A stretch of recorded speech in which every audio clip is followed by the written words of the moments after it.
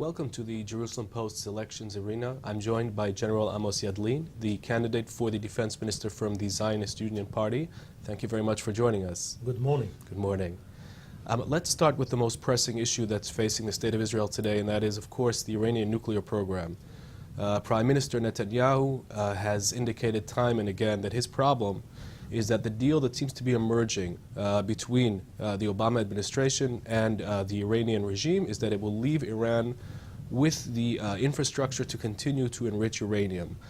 Do you think that the Prime Minister is correct in his analysis of this emerging deal, and is he right to lead a head-on confrontation with the Obama administration? Yeah. First of all, we don't know what are the parameters of the deal, because the main question is whether it's a bad deal or acceptable deal. We have to go back and remember how we reached for the deal. There was an Israeli military option on the table, which the West took very seriously. And then sanctions were imposed on Iran, not through the Security Council, because there Russia and China veto a serious sanctions, and sanctions were effective since 2012. The Iranians came for negotiation, for an agreement. Mm-hmm. The agreement can be a bad deal, and then even the president and the Secretary of State has said that it's better no deal than a bad deal. The Prime Minister wants all the Iranian nuclear capabilities to be dismantled to zero. Yes. The rest of the world think that this is not realistic. The question is whether there is a deal very close to here that roll back Iran 2-3 years from the bomb, mm-hmm. or the deal is going to be such a deal that keep Iran so close to the bomb that it will be not effective in case that Iran will break out. So the Prime Minister is now talking again on zero capabilities. This is unrealistic, and the policy that I recommend is to speak with the U.S. administration and the U.S. Congress, the Republicans and the Democrats, to make sure that the deal will be an acceptable deal and not a bad deal. Because my concern is that the administration will reach a bad deal and will define it as an acceptable deal. In this case, I think the Zionist camp will say this is unacceptable as well.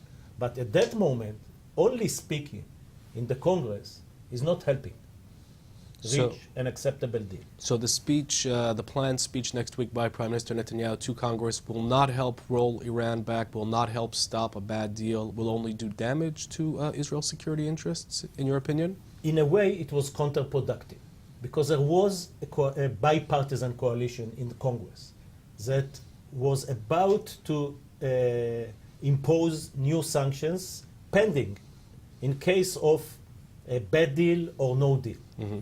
And in a way, the Prime Minister broke this coalition, and the Democrat left it because it was not coordinated with the administration.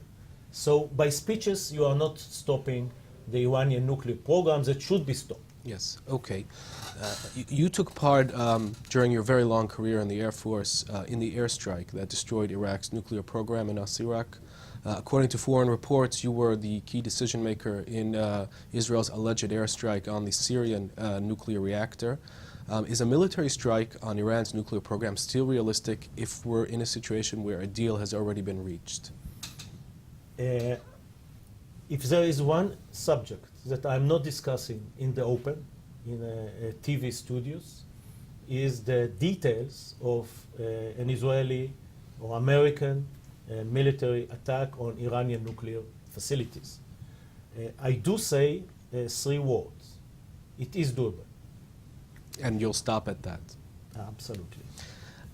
So what is the best policy for dealing with Iran? Iran poses a double challenge here. We have the nuclear program, and we have its regional proxy network, which is growing all the time.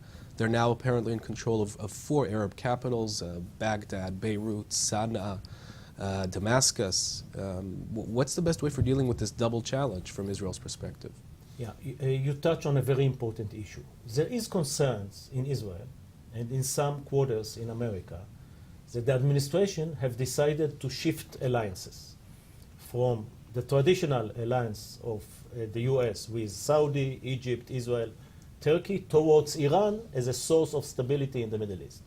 I think this is a big mistake, a big mistake. Iran, as you indicated, is a source of instability, of terror, of regime change and Islamic revolution all over the Middle East. And I think that we have to make sure that such a policy is not the right policy of the administration. And we have to cope with Iran on both channels, The administration and the P5+1 decided that the nuclear danger from Iran is much more formidable than the terror activity. So they limited the agreement only to the nuclear aspect of the Iranian behavior. Yes. But in the same time, they have to challenge Iran on every front that they are active with terror. But don't connect it, but do both simultaneously. This is my recommendation. Okay, and let's move a little closer to home. The Palestinian Authority is at the start of a legal attack on Israel through the international institutions. Do you think that this is preventable? Do you think that the government is handling this attack in the right way? And do you also worry that this may turn into an increase in actual violence in the territories? The strategy of the Palestinian Authority is to fight with Israel in the diplomatic arena, unilateral moves, and I call it a diplomatic intifada. And Israel should fight with it because it's a war. It's a different kind of war. It's a soft war, but we have to create the organization, the strategy, and the tactic to fight with it. How to win this fight is to differentiate between arguments that easily can be moved aside because they are anti-Semites, they are not right historically, they are not based on facts. And the second part of the attack is on the wrong policy, or a policy that we should change. Because in a way, the Netanyahu government gave this diplomatic attack some ammunition by the settlement policy, by some declarations that help the Palestinians to fight. So if we want to win this war, and we will win this war as well, we have to change some of the Israeli policy, and in the same time, for every move that go against the agreement between Israel and the PA, we have to react. And over in the Gaza Strip, Hamas and the allied terrorist entities there are rearming very quickly. They're restocking their rocket supplies, and they've restarted work on their terrorism tunnel network. It's not clear whether they crossed into Israel yet or not, but they've certainly begun. Does this mean that the operation during the summer was a failure, or does it mean that this was inevitable and there's no better way to deal with the terrorist threat in the Gaza Strip? My definition in the summer was, and it was 6 months ago, that it was not a defeat, it was not a decisive victory, it was a strategic tie, strategic asymmetrical tie. Yes, Israel basically won and dropped much more bombs on Gaza than Hamas launched towards Israel. Iron Dome was very effective in cutting one of Hamas' military arm, and the second, the tunnels were cut by IDF. But the fact that at the end of the day, the government was unable to deal with the rearmament of Hamas and the demilitarization of Gaza, in a way, is a failure.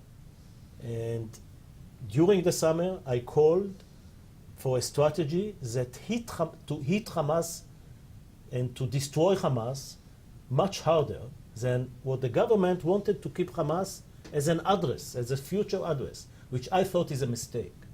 I wrote in the first week a New York Times op-ed calling for destroying Hamas as the only way, or weakening Hamas to a point that we will be strong enough to impose in the future that they will not be able to rearm and the PA will be able to take over Gaza. It was not done, and in a way, this what brought us to the strategic tie. And over in Lebanon, Hezbollah is also rearming very quickly. It's got well over 100,000 rockets and missiles, and it's spreading into southern Syria with Iranian support. How do you rate the government's dealing with that threat? This is an 8 years policy, and what we saw in the north is a very strong deterrence of Israel vis-à-vis Hezbollah. Hezbollah used to attack before 2006 every second week, every month, kidnapping, snipering, attacking patrols. For 8 years, they did nothing, which show you the strength of deterrence. My concern is that Hezbollah, for the first time, a month ago, attacked and killed 2 Israeli soldiers. And this gives us a warning light, a red light, that maybe deterrence is weakening. And what my expectation from the government is to reestablish deterrence. Okay, thank you very much. We're out of time. I appreciate you coming and speaking to us. Thank you very much. Thank you very much for joining us, viewers, and we will see you in the next program of the Jerusalem Post Elections Arena.